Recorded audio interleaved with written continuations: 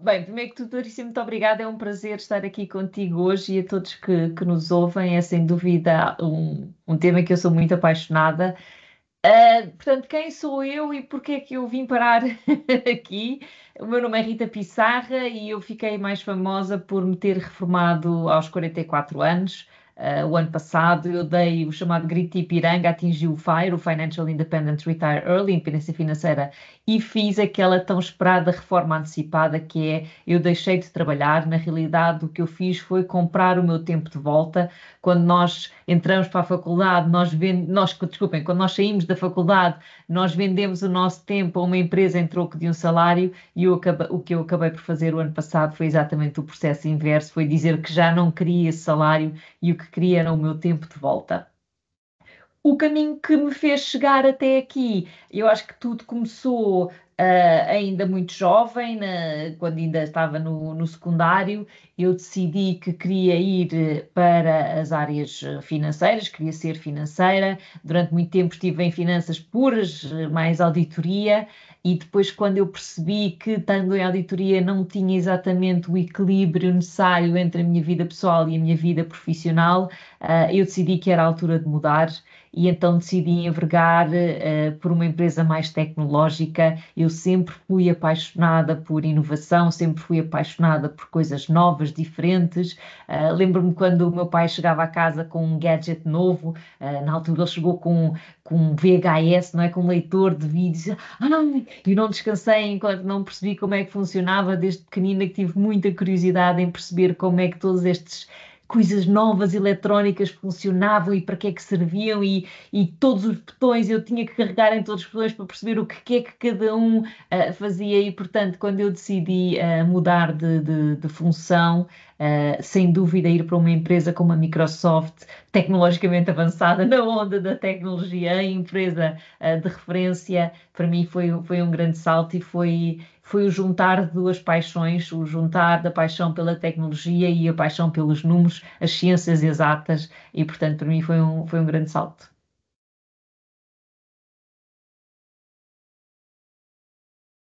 Eu era a CFO da Microsoft Portugal, trabalhei durante 18 anos na Microsoft Portugal, até que esta minha última função era a minha função de sonho, ser Chief Financial Officer, a diretora financeira da Microsoft Portugal, era a função que estava no meu plano de carreira desde o dia 1 que eu entrei na Microsoft.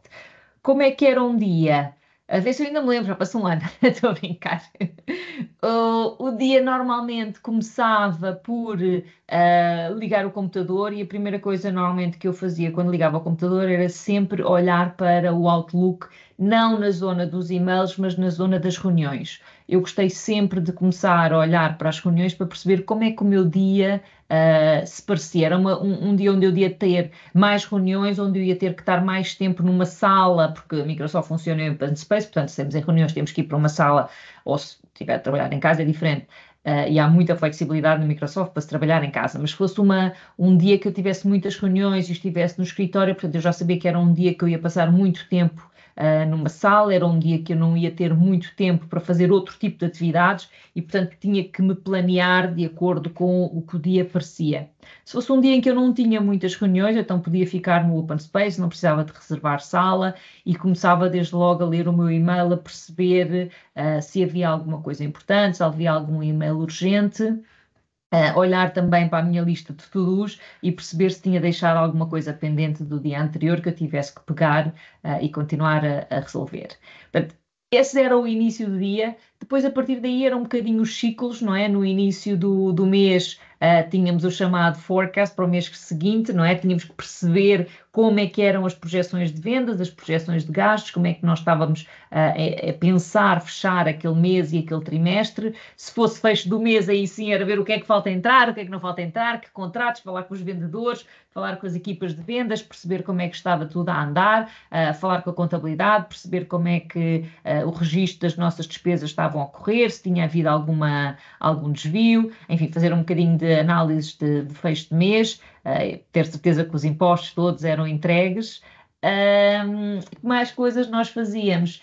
Mais a meio do mês, uma coisa que eu gostava muito de fazer era aproveitar aqueles momentos mais eu diria, não tão ocupados, onde não havia forecast, onde não havia budget, onde não havia fecho do mês, onde não havia entregas de impostos, para trabalhar mais em projetos especiais, coisas com as quais eu me identificava, nomeadamente projetos relacionados com a cultura da empresa, relacionados com sustentabilidade, relacionados com diversidade e inclusão.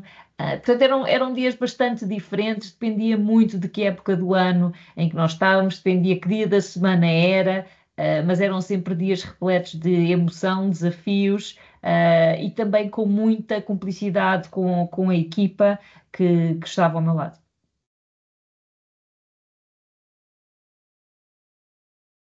Fazem parte do crescimento de qualquer pessoa numa carreira. Aliás, é um dos capítulos do livro que eu escrevi. Desde que me reformei, eu escrevi um livro que se chama A Vida Não Pode Esperar. E no primeiro capítulo, o capítulo da ambição, onde eu falo sobre atingirmos os nossos sonhos, um subcapítulo desse da ambição tem a ver com mentores. Porquê?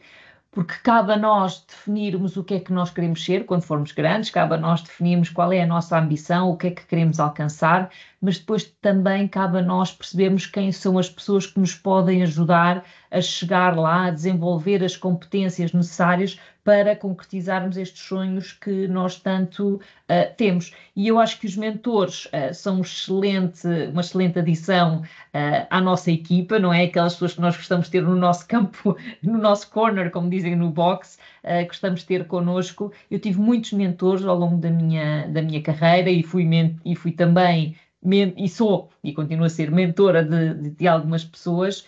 Os mentores são aquelas pessoas que nós escolhemos para nos ajudar, são pessoas que têm competências que nós queremos desenvolver.